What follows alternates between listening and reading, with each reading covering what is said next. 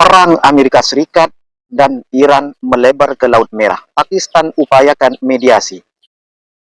Jakarta, Iran menyerang sebuah kapal tanker minyak di Selat Hormuz pada Selasa 21 bulan 7 dini hari. Serangan itu memaksa awak kapal tersebut meninggalkan kapalnya. Serangan itu terjadi ketika pasukan militer Amerika Serikat kembali melancarkan serangan udara ke Iran.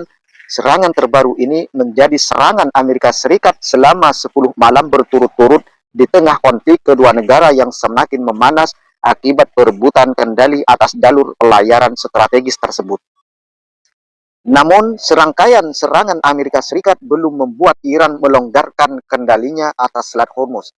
Sebelum konflik kembali pecah, sekitar seperlima minyak mentah dan gas alam yang diperdagangkan di dunia melewati jalur tersebut. Kini pelayaran melalui Selat Hormuz sebagian besar terhenti. Kesepakatan sementara yang ditandatangani kedua negara bulan lalu dan semula dimaksudkan untuk mengakhiri konflik, ini hampir tak berlaku. Seiring pertempuran semakin intensif, kedua pihak juga mulai menargetkan infrastruktur utama di kedua negara yang digunakan oleh jutaan orang. Di tengah konflik yang semakin mendekati perang terbuka, Menteri Dalam Negeri Iran melakukan perjalanan ke Pakistan.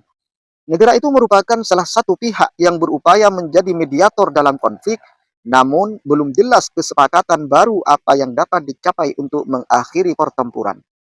Di saat yang sama, Departemen Luar Negeri Amerika Serikat turut mengeluarkan peringatan baru bagi warga negaranya.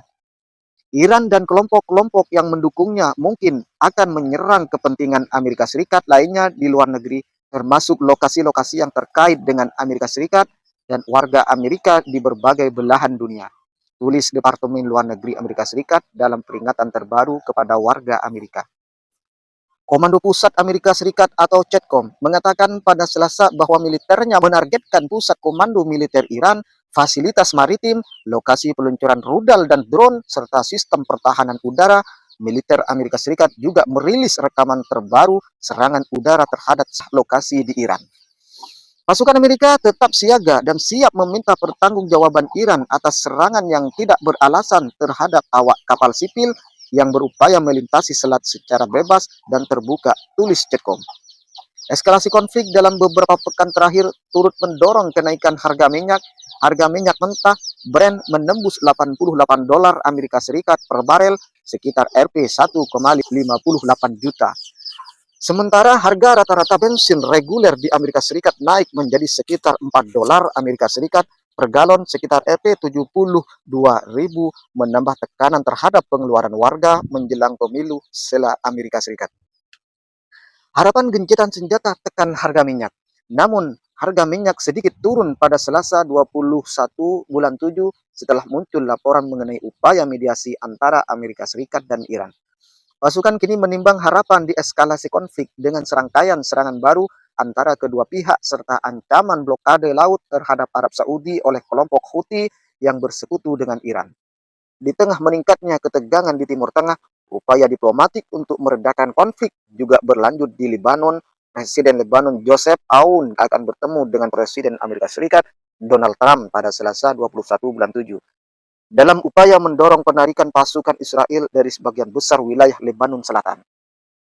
Pertemuan tersebut berlangsung ketika Lebanon dan Israel melanjutkan pembicaraan langsung yang jarang terjadi dengan mediasi Amerika Serikat. Lebanon berharap pembicaraan itu dapat menghasilkan penarikan pasukan Israel serta memperkuat militer Lebanon agar dapat mengambil alih kendali penuh di wilayah yang sebelumnya menjadi basis kelompok Hizbullah yang didukung Iran.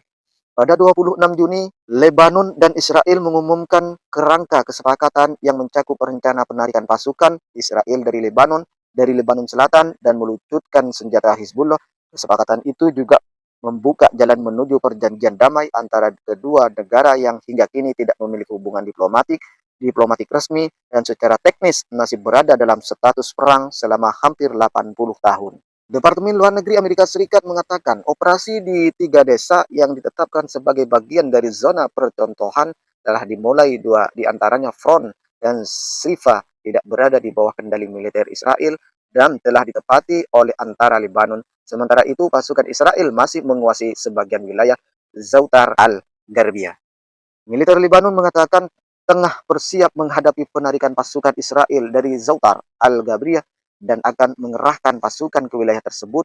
Militer Israel mengatakan akan menyesuaikan posisi pasukannya di salah satu wilayah percontohan agar angkatan bersenjata Lebanon dapat menjalankan tugasnya.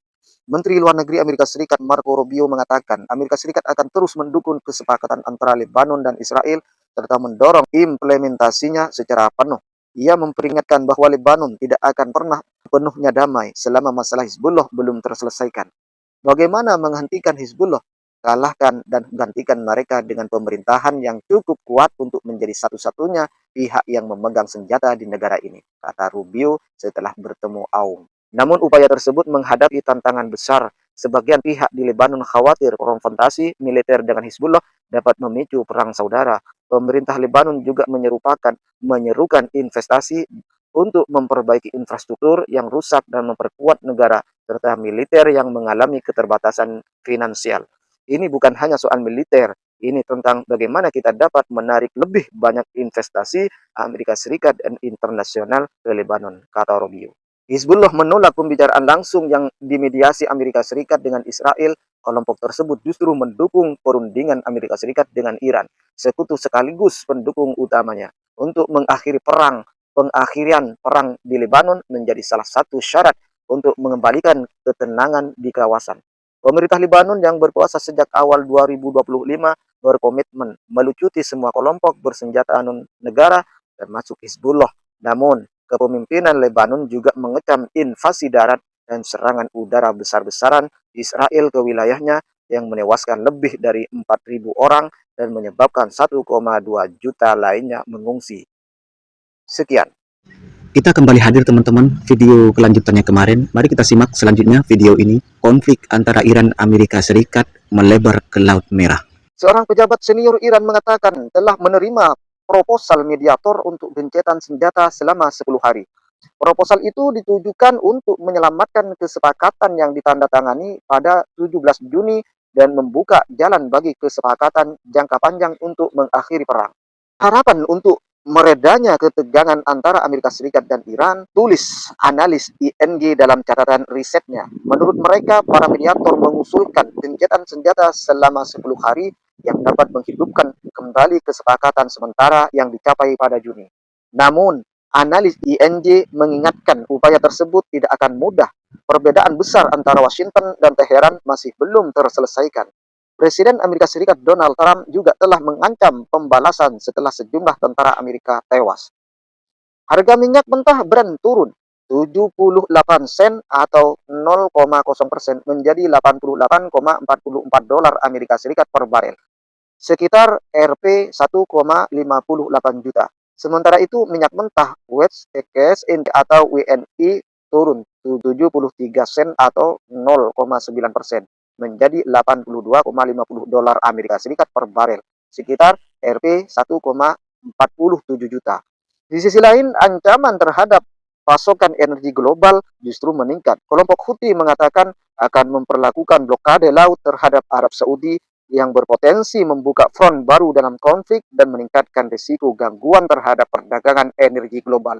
Ancaman blokade laut terhadap Arab Saudi oleh Houthi signifikan karena meningkatkan risiko gangguan terhadap negara eksportir minyak utama lainnya, kata tim Oecer kepada analis pasar di KCM Ready. Houthi blokade kapal Arab Saudi di gerbang Laut Merah.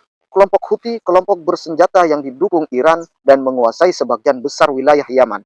Pemberlakuan embargo maritim terhadap Arab Saudi. Ancaman ini muncul setelah Houthi menuduh Arab Saudi memberlakukan blokade terhadap Yaman dan menyerang bandara internasional Sana'a. Juru bicara militer Houthi Yahya Saree mengatakan, larangan maritim terhadap Arab Saudi berlaku segera. Wakil Kepala Kantor Media Houthi Nasruddin Amir mengatakan Selat Bab al-Mandeb akan ditutup bagi kapal-kapal Arab Saudi sebagai balasan atas apa yang disebutnya sebagai blokade tidak adil terhadap warga Yaman selama lebih dari 10 tahun. Dengan pergerakan kapal di Selat Hormuz dibatasi oleh Iran dan Amerika Serikat, Arab Saudi sebelumnya mengandalkan pelabuhannya di Laut Merah untuk mengekspor minyak. Kini ancaman Houthi terhadap jalur pelayaran di kawasan tersebut berpotensi semakin mempersempit jalur alternatif bagi ekspor energi Arab Saudi. Bab al-Mandeb merupakan jalur strategis di ujung selatan Semenanjung Arab dan menjadi pintu masuk menuju Laut Merah. Sekitar 12% perdagangan dunia biasanya melewati selat tersebut. Seperempat perdagangan kontainer global juga melintasi selat selebar 32 km itu dalam perjalanan menuju terusan Suez. Ancaman tersebut berpotensi menambah tekanan terhadap perdagangan energi global sebelumnya. Houthi telah menunjukkan kemampuan untuk mengganggu pelayaran di kawasan